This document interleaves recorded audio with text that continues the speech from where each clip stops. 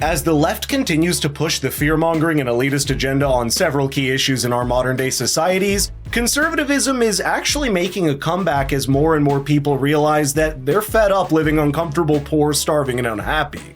What we're witnessing now is a reaction to uncertainty. People are afraid of the future, nostalgic for the good old times, and angry at those who created those conditions. The writing's on the wall, and the sooner the woke left realizes this, the better. But before I delve into all of this, just check out the clip. Yeah, well, a lot of the groundswell of support for the new conservative leader here, Pierre Poilievre, who's likely to be the new next prime minister, God willing, is that there's been a big swing by younger working class people to the Conservative Party. And that's certainly something, that's always been a big business party in Canada. This is definitely a new thing. And so, yeah, as you said, it's happening in the UK and the US as well. It's so interesting, because hypothetically, the left stands for the oppressed and the voiceless. And yet you see a migration of working class people to the Republican Party, especially young men, which sort of belies the idea that the left historically, at least insofar as it had its roots in the labor movement,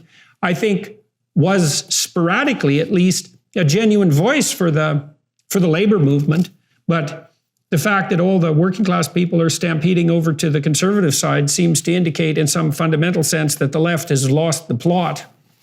Yeah, I think in the United States, certainly the left, Jordan, if you just look at their voting returns, the Democrat Party today is increasingly the party of the extremely well-educated and the upper class in this country. I mean, it's just a fact. You could just go look at the exit polls, and you see that increasingly the base of that party are folks who have at least four-year degrees or advanced degrees, folks who make above working class wages, up middle class, and really upper middle class. That is the base now of the Democrat Party. And this gets back to the cultural stuff. That segment, and it's an increasingly narrow segment of American society, they tend to buy into all of the leftist stuff about how systemically unjust America is.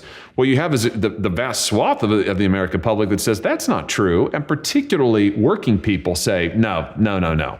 That is not true.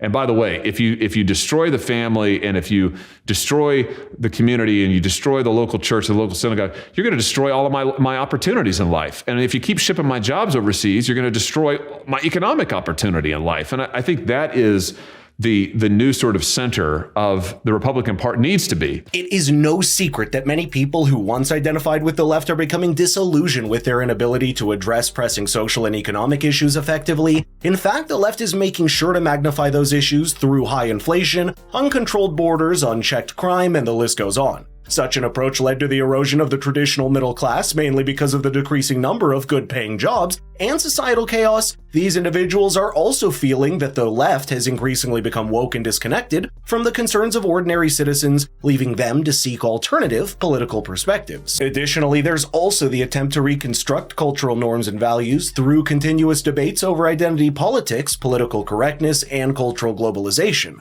On the other hand, the right is standing firm on protecting traditional values and the cultural sovereignty of the nation. The left is increasingly getting radical where cultural Marxism has taken over, which alienated center-left-leaning individuals who prefer a more pragmatic approach in addressing policy issues. We can see clear evidence of this where figures such as Bill Maher, Barack Obama, even Time magazine issue wake-up calls for the liberals to hold their horses when it comes to their woke rhetoric. The rise of alternative news sources also contributed to this shift. It has provided a platform for voices on the right to express their opinions and perspectives without being subjected to the editorial biases of mainstream media outlets. This has allowed for a diversity of viewpoints to emerge, challenging the dominant narratives propagated by traditional media channels. As a result, individuals who have felt marginalized by mainstream media now have access to alternative sources that better align with their beliefs and values. By diversing the media landscape, alternative news sources have played a key role in shaping public discourse and influencing political attitudes, contributing to the growing shift towards conservative ideologies. The real challenge for us, Jordan, is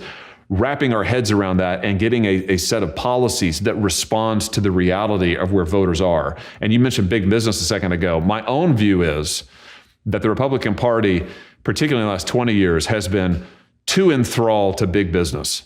You know, big business is in many ways an increasingly malign force in America. Listen, I'm a free market guy. I'm a capitalist. I believe in robust competition, but I don't really believe in monopoly. In fact, I don't believe in monopoly at all. And I believe increasingly many of these businesses in the United States, huge multinational corporations, they have monopoly status. They're also woke, and so they're pushing an agenda of economic control and an agenda of social control at the same time.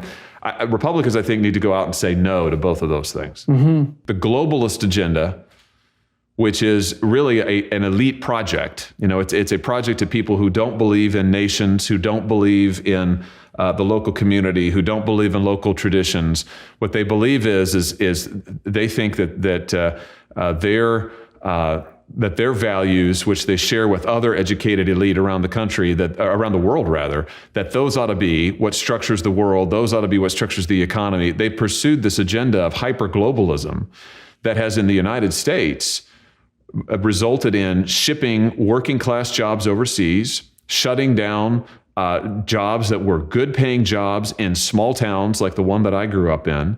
And it has really decimated not just the economic fortunes of many, many men and women too, but it has also badly damaged the social fabric of this country. And so part of what I think conservatives in America need to do is we need to say, listen, we're going to be for an agenda that is unapologetically pro-American worker, unapologetically pro-work, and unapologetically for the kind of work that you can support a family on. And we've got to make some changes in order to do that. Jordan has some good ideas on directions that people should follow, in my opinion. Large corporations that operate across multiple industries and control significant market share wield considerable monopoly power, allowing them to dictate terms to consumers, suppliers, and competitors. This unchecked dominance stifles competition, innovation, and consumer choice. Companies like Google, Facebook, Amazon, and Apple have amassed unprecedented market power in the digital economy, dominating online search, social media, e-commerce, and smartphone technology. Their influence extends far beyond their core businesses, shaping the flow of information, controlling digital infrastructure, and exerting control over vast swaths of the economy. For instance, if we take a close look at Google, its leading product, YouTube, controls 73 to 92% of the video sharing market. There's also its search engine, which controls over 90% of the market share as well. I think that's a serious issue since it concentrates too much power in the hand of a single entity. What's more concerning is the woke agenda Google keeps shoving our way with a big emphasis on identity politics and being politically correct. That became apparent to the public with the recent release of Google's Gemini AI, which had image generation capabilities. Yet since the AI was programmed and trained by woke people, it could only produce inclusive and diverse results where Vikings are black, knights are Asian women, and the Pope is an Indian woman. Oh, and I guess Nazis were black as well? What kind of changes do you think might need to be made at the political level in order, let's say that the goal was to foster a working man's commitment to his family and to his job and to the advancement of his career, let's say, through that job. What sort of transformations of policy do you think might be helpful at the level of detail to facilitate that kind of vision?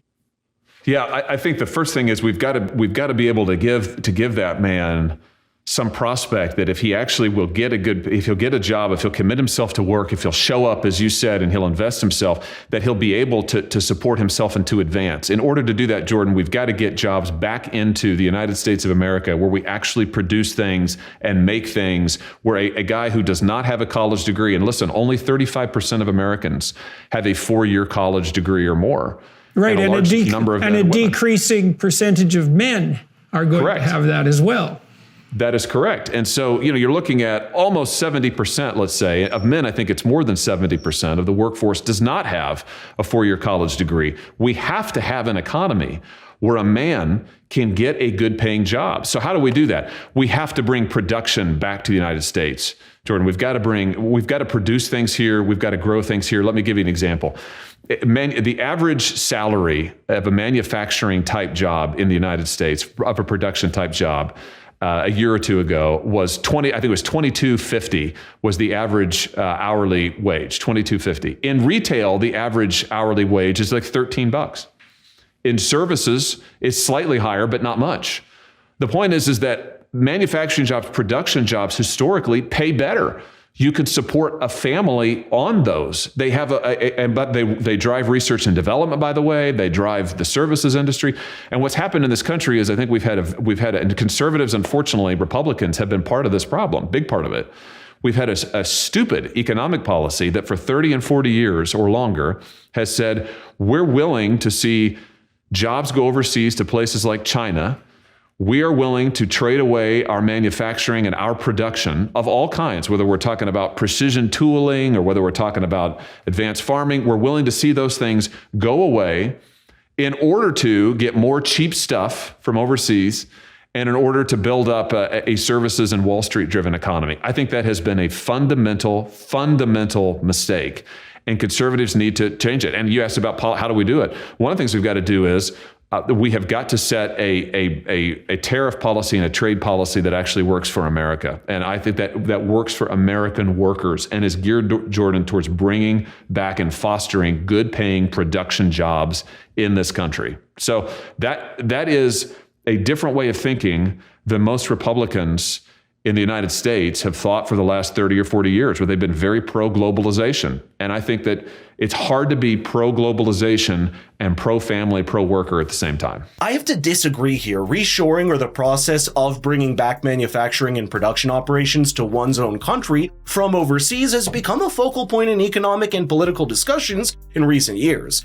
This shift in priorities, particularly within conservative circles, marks a departure from the emphasis on unrestricted free trade that characterized the Republican Party post-Reaganomics. Under the Trump presidency, reshoring emergency as a key policy objective aimed at revitalizing American industries and boosting domestic manufacturing capabilities. The slogan "America First," which Trump still uses in his campaigning, aims to achieve this in one of its key objectives. That's why we've seen a trade war between China with back and forth tariffs, which Biden conveniently kept during his presidency. As a result of these efforts, we're seeing a noticeable shift among major American companies, with many bringing their production lines back to the United States or planning to do so in the near future. For example, General Motors announced it would be investing $7 billion on 4 plants in Michigan. Intel announced a similar plan by investing $20 billion on 2 chip factories in Arizona, with the goal being making the US a leader in the semiconductor market, according to Kearney's 2020 Reshoring Index. Quote, "An overwhelming majority of American companies with production operations in China have already moved some back to the US or plan to do so in the next 3 years. While challenges remain, including the need for infrastructure investment and workforce development, reshoring offers promising opportunities for fostering long-term economic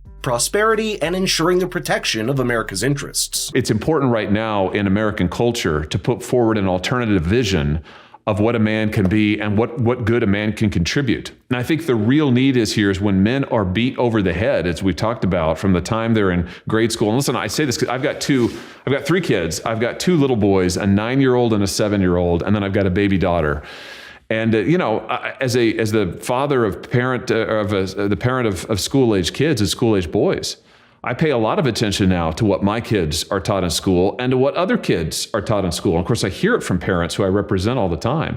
So I think in this cultural milieu where you have the left in control of many of the cultural institutions, the media, much of the entertainment industry, increasingly the corporate suites, the head offices, the relentless message to men is that you're a problem. Male ambition is bad. And I think that conservatives need to present an alternative vision. And I think that we need to show men what a different kind of vision for manhood could look like. And that's really what the book is about, is trying to do that. It's funny to me how the left pushes against gender and racial stereotypes, but they're the ones actively stereotyping privileged white men as a homogeneous group with inherent advantages and power for years now. It's a good thing that we're seeing the rise of conservative figures who point to the hypocrisy of the left on this issue and debunk their arguments, which are based on sowing a victimhood mentality that only leads to increased division in society. We should also teach young kids the importance of individual responsibility in creating one's own conditions and promoting the idea that each individual should be judged based on their actions and character rather than on collective guilt and existing prejudice that the left keeps parroting about people.